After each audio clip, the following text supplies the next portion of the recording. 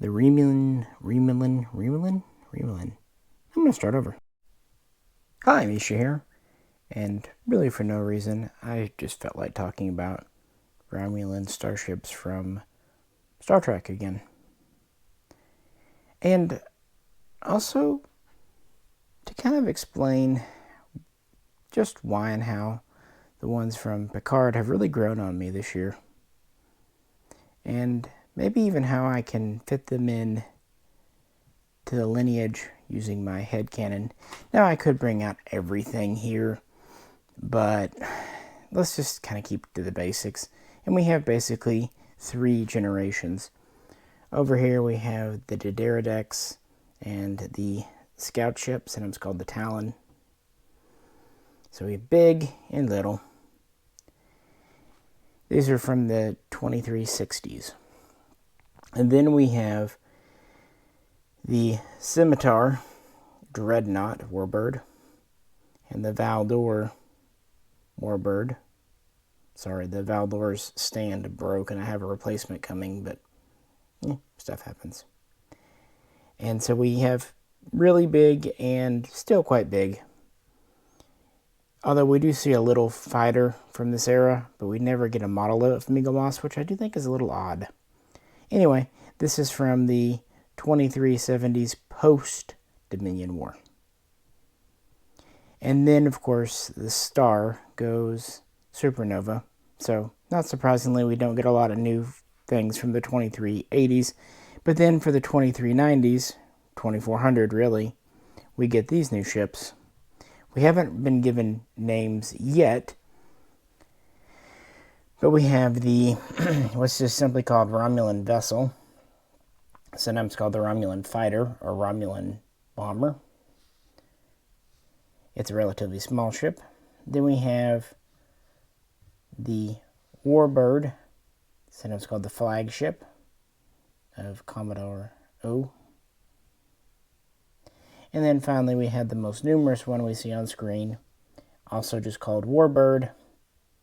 And in the magazine they just call it Warbird 2399. And this is kind of in between. Compared to what came earlier, it's pretty small. But, relatively speaking, it's not a shuttle. I don't know, I just want to talk about it. And even talk about the wings on these. And while they may be more than just ornamentation. I don't know, guys. I just kind of felt like doing it. So, yeah, let's hang out and get our bowl of soup. Remember that from Reunification when they get the soup? Yeah. Or Romulan ale. Could use some of that right now, post-holidays. And just hang out and talk with me. As I've said before, I really like Romulan ships. They're sleeker, more technologically looking than the Klingons, but they have more kind of Art Deco going on than, say, Federation. Let's get to it. The Diderodex, the B-type Warbird. And I decided to pick up the XL edition. I didn't bring the stand because on this thing it likes to slide off because it is very front heavy because this is metal. We see this at the end of Season 1 of Next Generation, and actually it's about the only Romulan ship we really see through everything. And it's the first Romulan ship we've seen since the original series. In the original series, we saw the very cool but also very basic Bird of Prey. And then we saw the D7R, the Romulan version of the Klingon, which in the real world was just used because models. This is a ginormous ship. The Enterprise D is about 650 meters long. This guy is 1,350 meters long, so double. We also have this double hull arrangement, but we also have quite a bit of space in this head section here, and a lot of vertical space in this tail section. Of course, we have nacelles, but in some ways I like to think this has to be something to do with the impulse manifold back here. We also have several large shuttle bays that we see This is a really cool and honestly very impractical ship. It's so huge. I can understand them making a few of these as command ships, like regional command ships. But since it's the only one we see, there must be a lot of them, and it's just... I mean, what's the point of having a bunch of hollow space in the middle? Looks awesome, but... We see it with beam disruptors, pulse disruptors, and we know from Deep Space Nine they have plasma torpedoes because they say that they were storing them on the moon of Bajor. So they're still using plasma torpedoes first seen in the original series. How many crew are on board? Honestly, not that many considering the size. 1,500 seems to be what's commonly accepted, but there's plenty of room for troops or other crew. So there's tons of room on this ship. How many decks? 63 is the number I've mostly come across, and that would mostly be in this head here. And this would be quite a bit thinner. Again, very cool, very impractical, and very bird-like. We also know that it uses an artificial singularity, a black hole, for power. I love just the aesthetic of this ship. But I have to admit, practical, it is not. There's actually 2 minor variations of this ship based on the models used. In Season 3, we get this other ship, only known as the Romulan Scout officially. And whereas the Warbird is massive, this is actually tiny. It's about 89 to 95 meters long. It has a little bit of depth to it. It has 2 decks. And then similar nacelles. And we have a squashed head. It has 2 disruptor arrays and a plasma torpedo bank. This is more like the bird of prey from TOS, size-wise. We even assume it might use a singularity core, or maybe it's so small it has more of a traditional warp drive. It certainly is warp capable, though. It seems to have a standard crew of only about 6, although for certain missions it can easily carry up to 15, even more, really. But it's pretty automated, frankly, because it can be flown pretty successfully by just one, because this is the ship that Admiral Jarok used to escape and defect. And it's really peculiar that we only see this in this form once. And we see the science ship variant another time. You would think, since especially like the Dominion War, they would have bothered to make a CGI, because the Federation had the Defiant and the Saber, the Klingons had the Bird of Prey, the Cardassians had the Hideki, and the Jem'Hadar had, well, the Jem'Hadar bug. So everyone else had kind of had a small destroyer type. This would have fit right in. And it did have a cloak, too. But it does show them using smaller type ships. And that's really it. Again, we see a science ship, too. And we see the Romulan shuttle. But, yeah, it's 99% the Deredexes. Until we get to the movie Nemesis.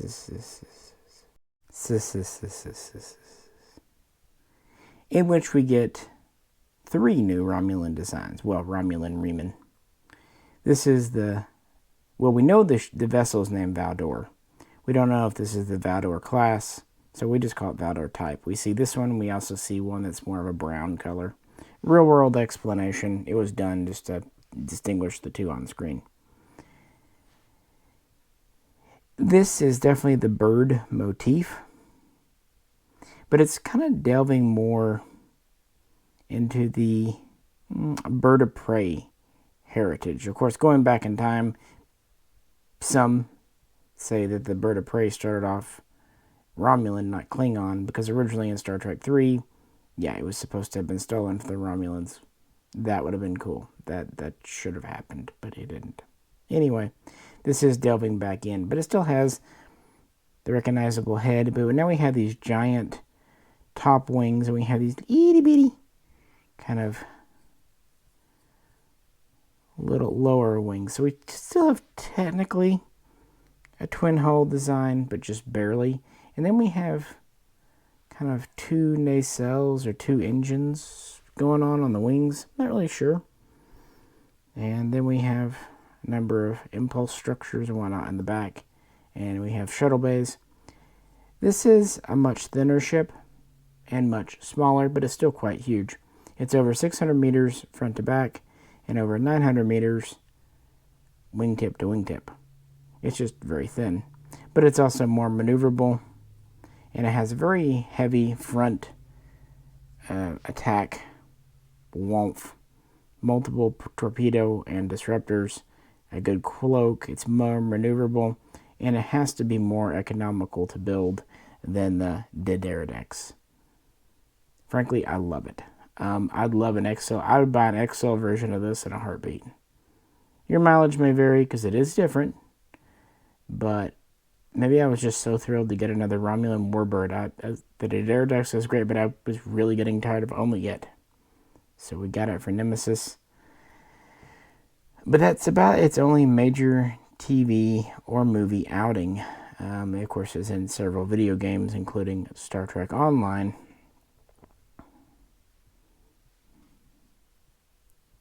Neato. I really like it. But it does show a design shift. Really looking at wings and more wide versus long. Keep that in mind as we move forward. The Riemann Warbird Scimitar, or as we used to jokingly call it, the Scimitar. This was St. John's flagship. And we only see one in the film, and it's definitely the first of its type in class. How did the Riemanns build this? No one really knows. It's a little absurd that they did.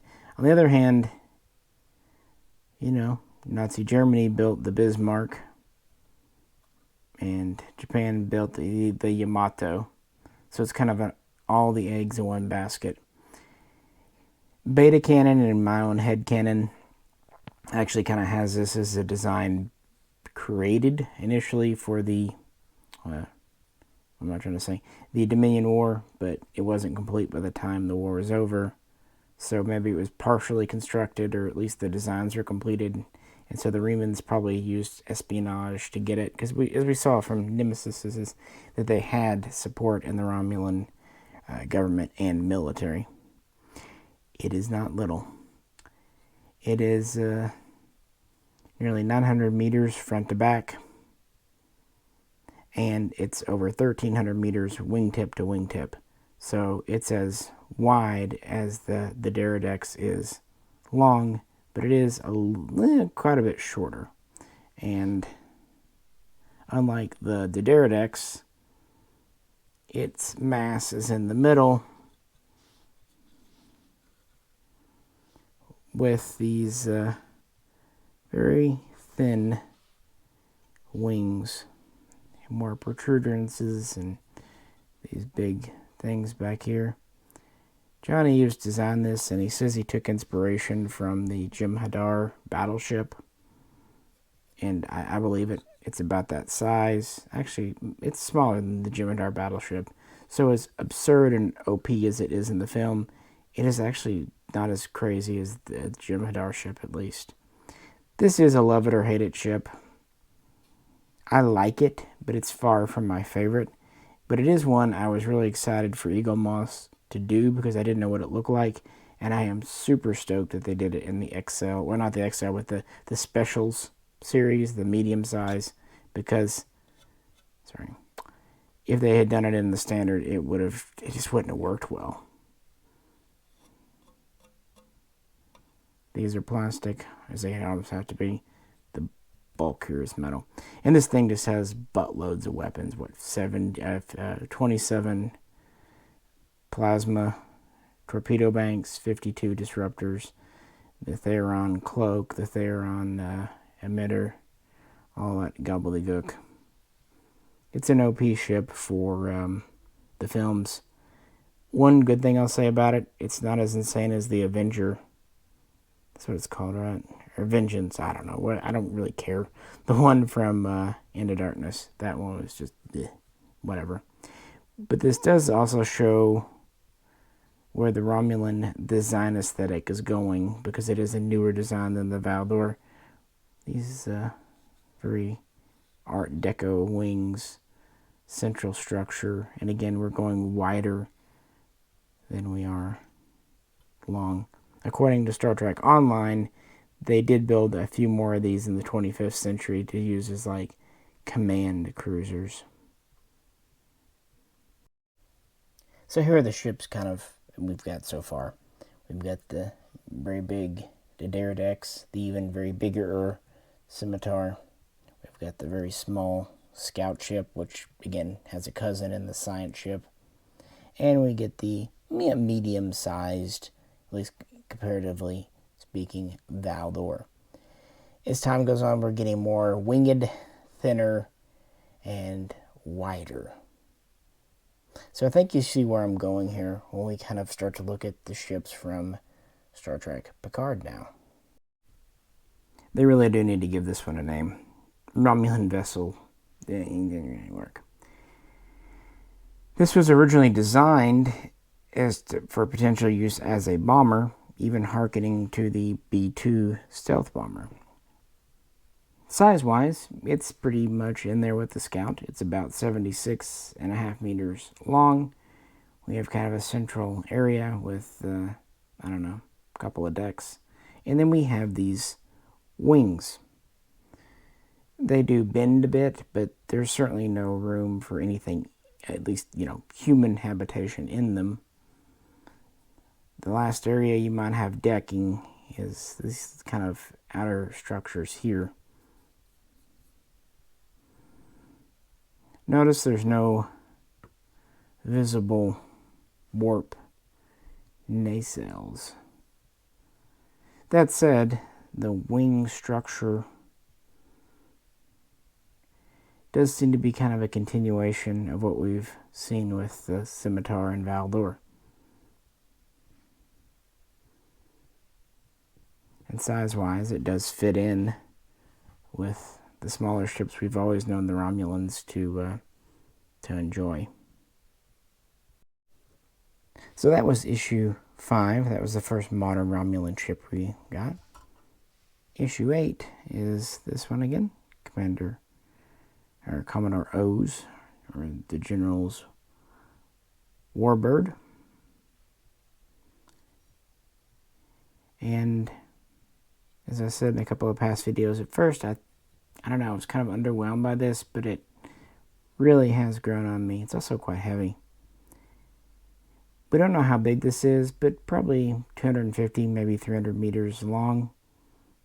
It does have multiple decks. It seems to have at least one major large disruptor. We also have quite a head area here. In fact, if you think about it, comparing it to the Diderodex,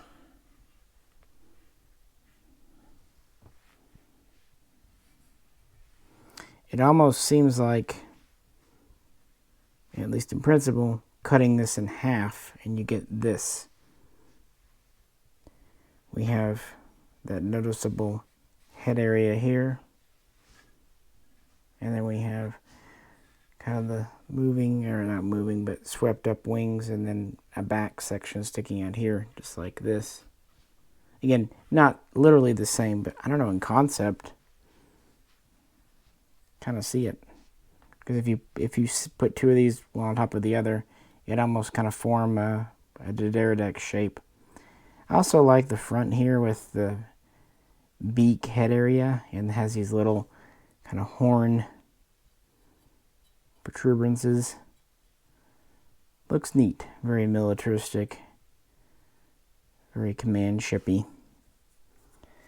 And since these were being built after Romulus was lost, it would make sense that they would scale back their Warbirds further. They'd already started going from the Diderodex to the Valdor, so dropping it down again to the 300 meters, give or take, or less, would be a good way to conserve resources and personnel. And it does have a pretty futuristic-y look to it. Still very much a bird theme going on, just maybe a different type of bird. And of course, still has a cloak. And it has this kind of spine hump area here, which would give room for a few decks and things.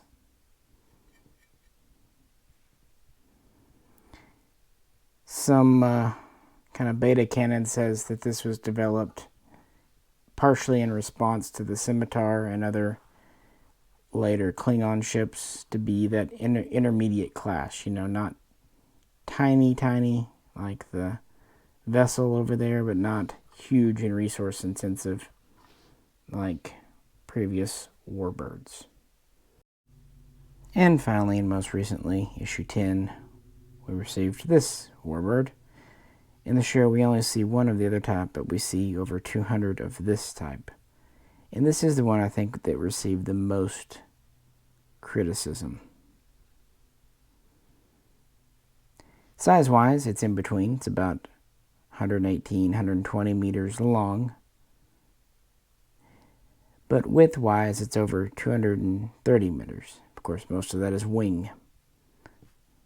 So again, it's small, but not teeny tiny. We don't really know how many decks or crew, but this is quite thick in the middle here, at least relatively speaking, so there's room for a couple of decks. We have this tail structure, and then we have kind of these canards here. So it's going to have a pretty small crew, but again, if they're post loss of Romulus, they probably don't want to spare a ton of people if they can help it. And I actually think this one, in some ways, does hearken to the Valdor. Kind of that, where did I put it? Right there. Because of the wing thing here. I think it definitely has a passing resemblance. What do you think? So, what do I think, and kind of what's my headcanon? Why did I want to do this? Mostly I just like hanging out and talking about these ships, but yeah, either way. The bird motif notwithstanding, the main thing that all three of these share are big wings, especially the two smaller ones. Now, these could just be purely cosmetic, but I wonder about a couple of things. As my wife said, maybe these are designed to operate in and out of atmospheres more, because obviously the Dedera here, it's not going in an atmosphere, and neither is the Scimitar. And that was probably okay when they had a giant empire. But now they might need to rely on bases based in gravity wells more. So maybe that's just the notion. Being able to fly in and out of atmospheres, gas giants, what have you. I thought maybe they dock them in hangars. In fact, we do see these landed on the artifact, the Borg cube. And really, all three of these are small enough they could land in an asteroid or planet. Also, none of these have visible nacelles. Here's just a crazy thought.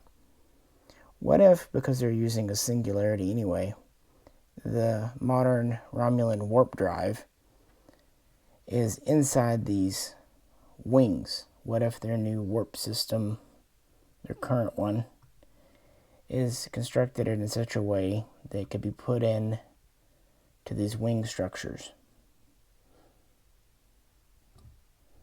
Because they have to be doing them for some reason. They're not just going to be hollow. They could also store fuel, other resources, but what if they're the nacelles themselves? And maybe that system works better with the cloak, because we definitely know that the Romulans have always tried to improve their cloak. Maybe this is a new system. Just a thought, guys. Of course, the real-world explanation is that's just what the designers wanted to do.